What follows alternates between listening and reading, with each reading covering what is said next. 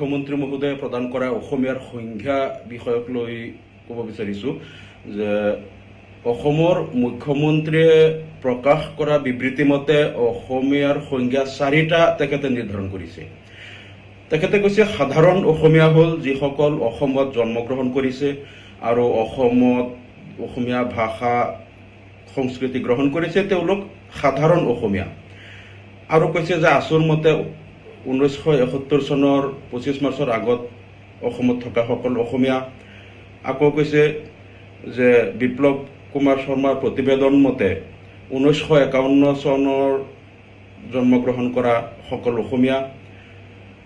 আকৌ কৈছে যে তেওঁলোক গাঁৱৰ অসমীয়া, গাঁৱত যদি যিসকল 1951 চনৰ পৰা গাঁও অঞ্চলত আছে তেওঁলোক গাঁও অঞ্চলৰ অসমীয়া, কিন্তু পৌৰসভাত থাকিলে 1951 চনৰ জন্মগ্ৰহণ কৰা লোকো অসমীয়া নহয়। আৰু কৈছে বৰাক উপত্যকাৰ কাৰণে 1951 চনৰ কথাটো নাই, সেইটো এই সংখ্যাৰ বাহিৰত। এনেকৈ চাব গ'লে অসমৰ মুখ্যমন্ত্ৰীয়ে অসমীয়াৰ সংজ্ঞা 4টা নিৰ্ধাৰণ কৰিছে। হয়তো পৃথিৱীৰ কোনো দেশত কোনো জাতিৰ এনে ধৰণৰ উদ্ভট সংজ্ঞা নাই যে এটা জাতি নিৰ্ধাৰণ কৰাৰ কাৰণে 4টা সংজ্ঞা। একমাত্ৰ ভাৰতৰ অসম ৰাজ্য এনেকুৱা এখন ৰাজ্য য'ৰ মুখ্যমন্ত্ৰীয়ে এটা জাতিক ডিফাইন কৰিবলৈ 4টা সংজ্ঞা নিৰ্ধাৰণ কৰিছে। এতিয়া তেখেতে কোৱা মতে 1971 চনৰ 25 মাৰ্চৰ আগত থকাখিনি অসমীয়া, এইটো অসম চুক্তিৰ 5 নং দফা অনুসৰি তেওঁলোক অসমীয়া। আৰু তেখেতে কৈ আছে 6 নং দফা অনুসৰি 51 চনৰ সকলো অসমীয়া। এতিয়া 6 নং দফাত কিন্তু কোনো চন তাৰিখ উল্লেখ নাই। তাত অসমীয়াৰ কাৰণে নিজৰ ভাষা, তেওঁলোকৰ সংস্কৃতি আৰু এইবিলাক সংৰক্ষণৰ কথা কোৱা হৈছে। আচ্ছা, ঠিক আছে। এতিয়া মুখ্যমন্ত্ৰীয়ে কোৱা মতে ধৰি লওঁ যে অসম চুক্তিৰ 5 নং দফা অনুসৰি 71 চনৰ আগত থকা সকলো অসমীয়া, 6 নং দফা অনুসৰি 51ৰ আগত থকা সকলো অসমীয়া। আকৌ কৈ আছে গাঁৱৰ কাৰণে মাত্ৰ 51ৰ লোকসকল অসমীয়া, চহৰৰ কাৰণে নহয়।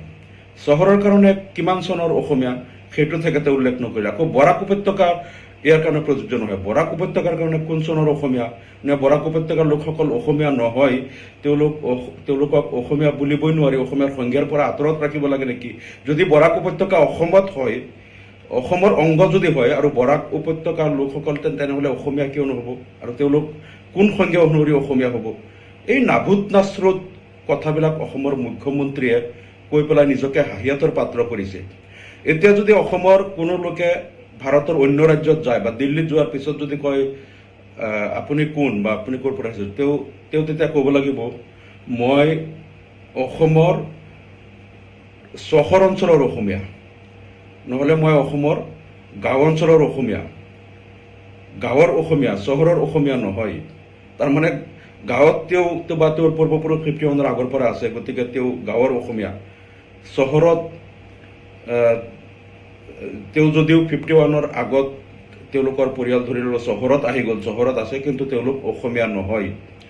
গতিকে সেই একেটা পৰিয়াল যিসকল 51ৰ আগত গাঁৱত আছে তেওঁলোক গাঁৱৰ অসমীয়া, কিন্তু চহৰত আহি গ'ল, চহৰত অহাৰ কাৰণে 51ৰ আগত থাকিলেও তেওঁলোক অসমীয়া নহয়। গতিকে সেই লোকসকলে ভাৰতৰ অন্যান্য ৰাজ্যত গ'লে ক'ব লাগিব আমি অসমৰ গাঁৱৰ অসমীয়া, কিন্তু অসমৰ চহৰৰ অসমীয়া নহয়।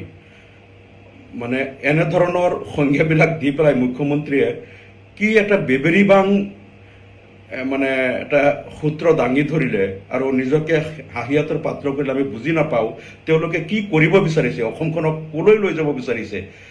এই কথাবিলাক অলপ স্পষ্ট কৰি দিলে ভাল হয়। কাৰণ এতিয়া এই 4টা 5টা সংজ্ঞা যে এটা জাতিৰ দিছে, এতিয়া কোন অসমীয়াই বাহিৰত গৈ কি পৰিচয় দিব? এই ধৰণৰ কেৱল নিৰ্বাচনত ভোট পোৱাৰ কাৰণে ভোট বেংকৰ ৰাজনীতি কৰিবলৈ এনেধৰণৰ নাভূত নাশ্ৰুত কথা কোৱাতকৈ অসমত তেখেতে কৈছিল যিসকলে অসমক ভাল পায়, অসমত জন্মগ্ৰহণ কৰিছে, অসমক হাড়ে হিমজুৱে ভাল পোৱা, অসমীয়া ভাষা গ্ৰহণ কৰা লোকসকল যিসকল অসম চুক্তিৰ অনুসৰি অসমৰ নাগৰিক হয়, তেওঁলোক অসমীয়া। আৰু সকলোৱে আমি একেলগে অসমীয়া জাতি গঠন কৰোঁ, জাতিটোক আগুৱাই লৈ যাওঁ।